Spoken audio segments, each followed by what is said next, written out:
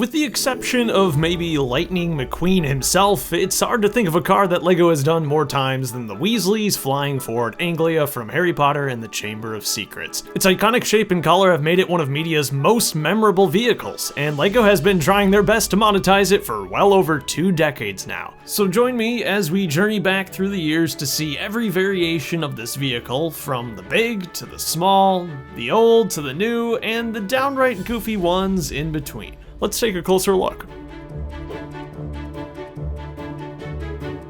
The story of the LEGO flying car begins back all the way in 2002, the same year that Chamber of Secrets was released in theaters. The car was part of the larger Escape from Privet Drive set, and altogether that set included 278 pieces and cost $30. I always love looking at these older sets because back in 2001 through 2003, this is when the Harry Potter theme was still making use of yellow skin-toned minifigures, and there's 3 included in this set. But the 2 more relevant figures here are Harry and Ron. This is actually an exclusive version of Harry in his red plaid shirt.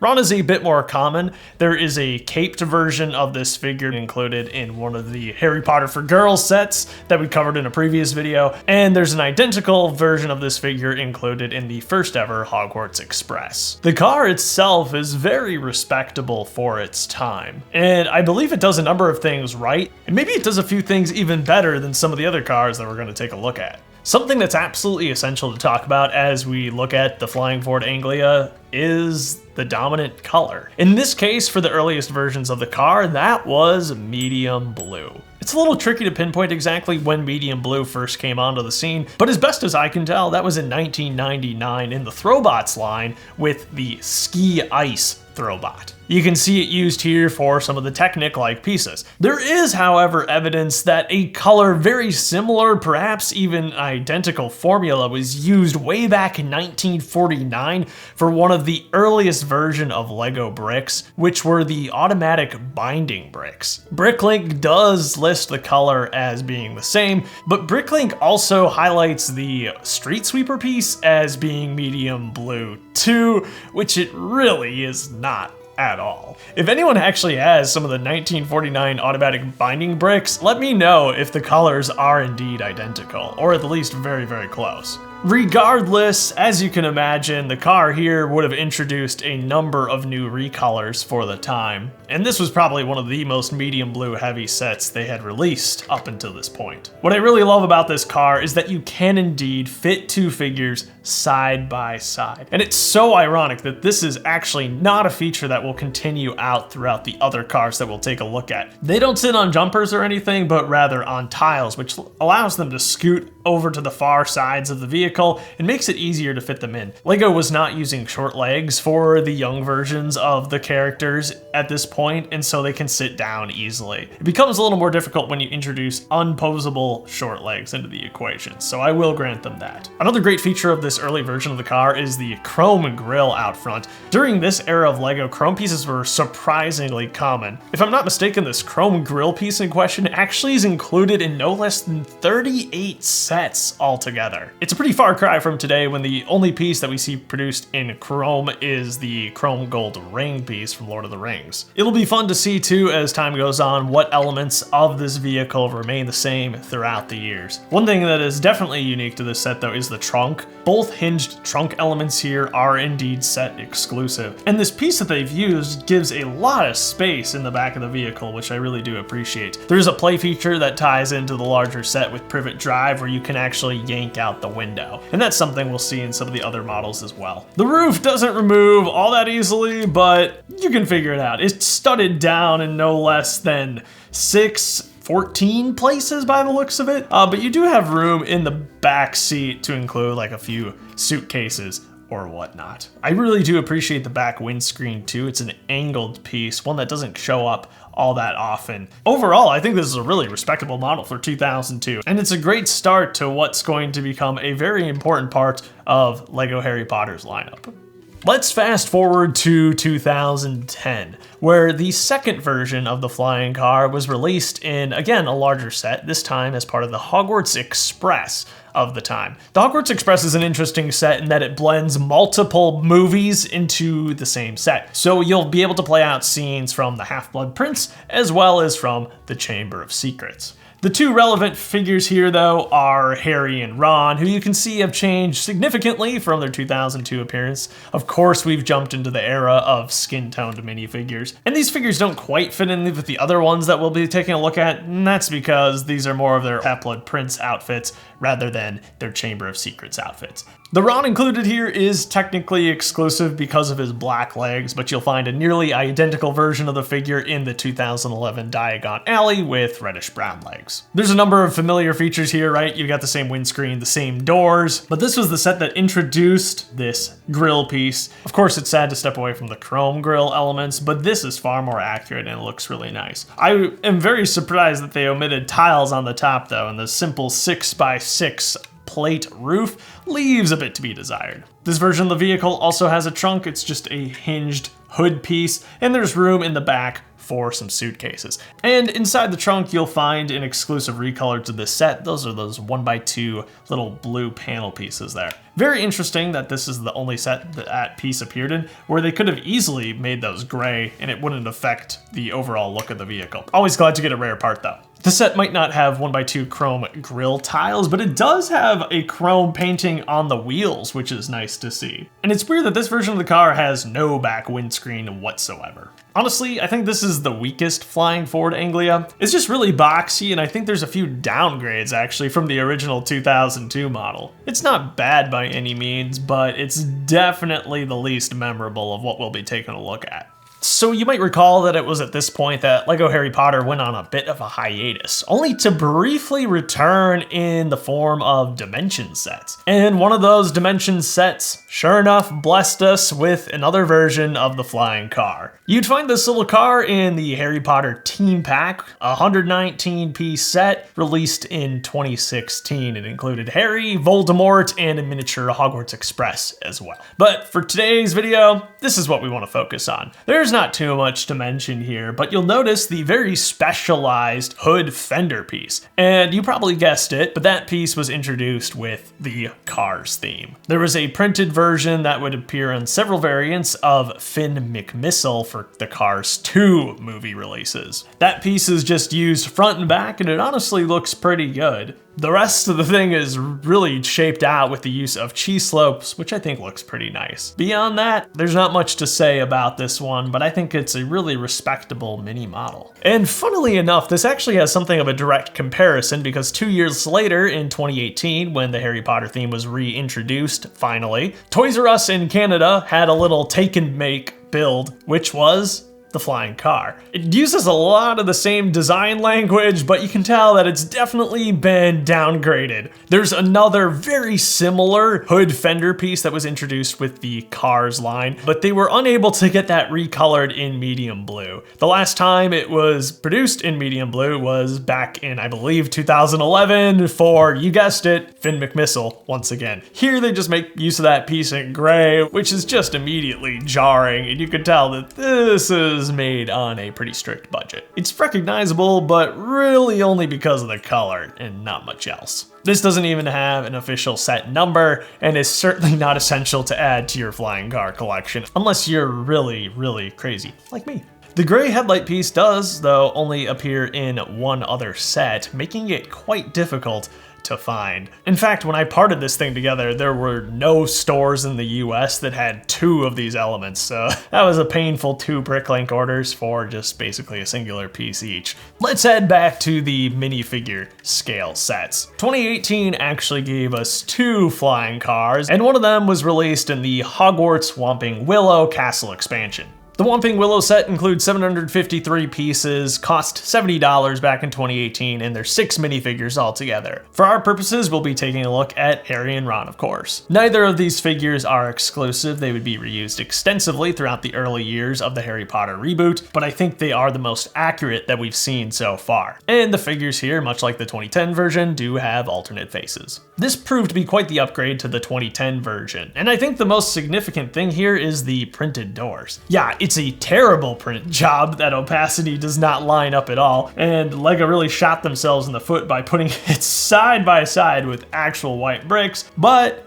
I mean, it's better than nothing. Again, you'll probably see a lot of familiar elements here with that grill piece in the front, the same hood, the same windscreen, and the same doors, plus the print. But this was the first version of the car to use stickers. Remember, this is part of another larger set that also would have had stickers used elsewhere in it, so it made sense to set a few aside for the car, and those are simply just the license plate on the front and on the back. That's all there is to it. This is the first time, however, we see that the minifigures cannot sit or stand side by side, which is definitely a big downgrade. They can both fit in the car easily enough, but they stand back to back. The trunk is pretty small, but it does look nice. There's enough room to fit some suitcases in there, and thankfully, we see the return of a back windscreen. This all pops out, and I really like the shape of the roof on this model in particular.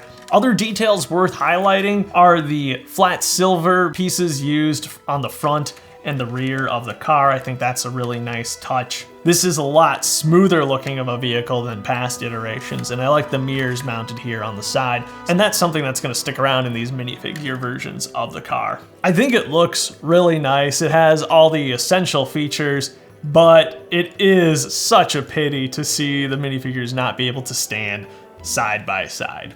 And surprise, I've actually got one more flying car that was released in 2018. You would find this adorable flying Ford Anglia in the massive Hogwarts Castle microscale set. It's a simple 3-piece build with a roller skate piece on the bottom, a jumper in between, and then a 1x1 white tile on top. This same version of the car actually appears in 2 more sets, the 2022 Advent Calendar and the more recent microscale Hogwarts Castle. And I'm guessing we'll see this again at some point too. A build like this hasn't always been possible. The jumper plate has actually had several variants over the years, starting back in the early days with a version of the piece that didn't even have a lip around the outside. There was a solid anti-stud beneath it, and eventually LEGO developed a version of the piece that actually had the lip on the edge. Now today, of course, we have a really awesome version of this piece which allows for something to be offset both on the top and on the bottom. There's a special central anti-stud,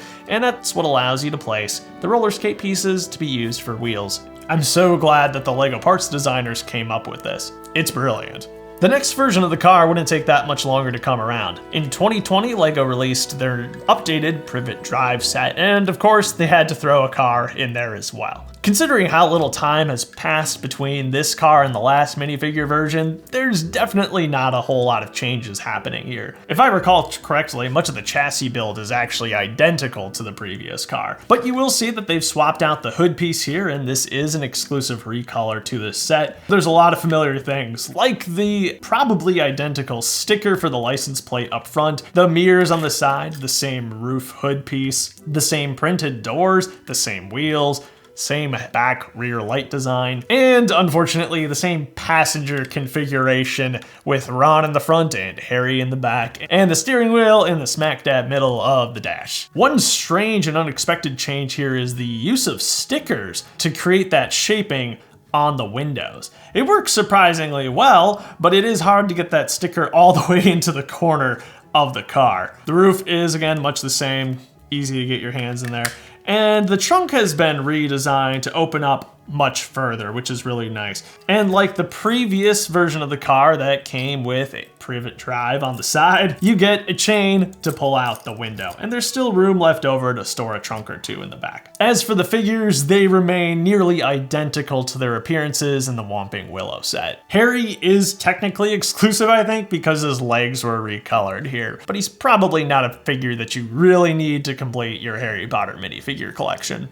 So let's fast forward a few years again to 2024. It's been a significant enough gap between Flying Ford Anglias that LEGO was able to do something quite special and quite different for this one. This was the first standalone version of the car. It's not merely a side build in a larger set. In an era where Speed Champions cars are very popular, it kind of makes sense that they were willing to go out on a limb and just try selling this by itself. And it also makes for a great, affordable LEGO Harry Potter set. And to top it all off, I genuinely think this is the best version of the car released to date.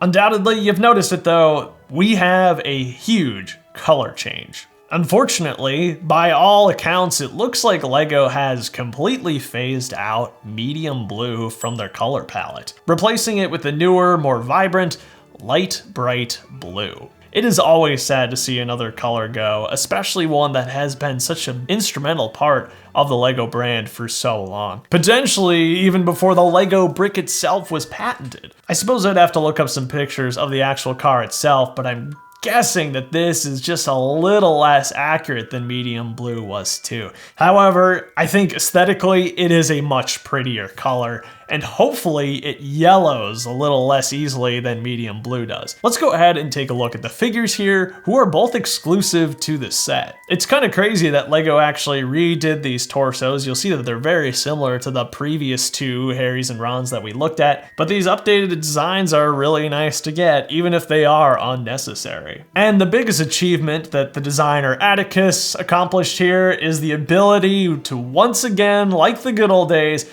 have these figures stand side by side in the car. He even writes about it on his Brickset Bricklist post about how that was the most important part of designing this vehicle. I'm so glad he took that to heart because I wholeheartedly agree. Seeing both of those faces in the windscreen, I think, is so important to playing out some of those Chamber of Secrets scenes. Atticus's favorite part of the build though is the new piece that this set introduced, which is the Grateless Cheese Grater piece, the 1x2 by 2/3 slope, here in that light bright blue color, which really gives some nice shaping to the rear of the vehicle. I'm still hoping to see more recolors of that piece as it hasn't been used nearly as often as I thought it would. Beyond that, you'll once again see a lot of familiar elements.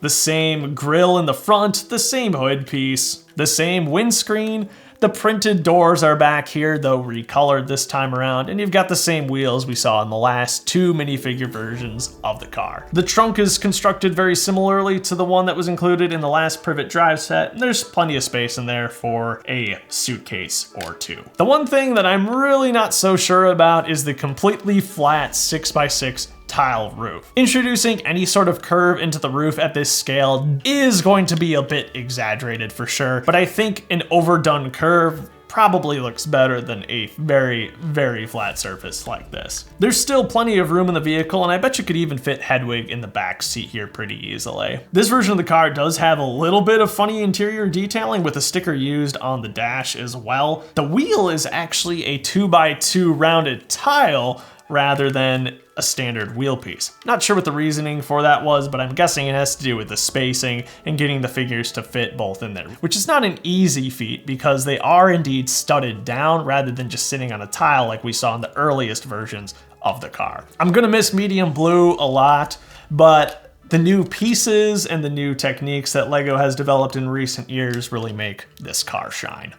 And then this was the inspiration for today's video. This is the latest version of the Flying Ford Anglia, and I can safely say that it is like no version of the car that has come before it. Because of the figures that it includes, this set has been subject to a lot of memeing even before its release, and understandably so. It's always a bit uncanny to see brick-built figures, especially when they have these really cartoony faces, kind of like what we saw in the Hagrid's motorcycle set. This time around, they are stickered, which was a bit of a disappointing surprise. But weird brick-built figures aside, I think you gotta admit, this is the best looking version of the car, without a doubt. Obviously, the scale-up gives so much more room for details that you just couldn't fit into the minifigure scale versions. But the big gimmick of this set is the play feature that's built into it. Both the front and rear license plates serve as actuators of sorts. So pressing on the rear button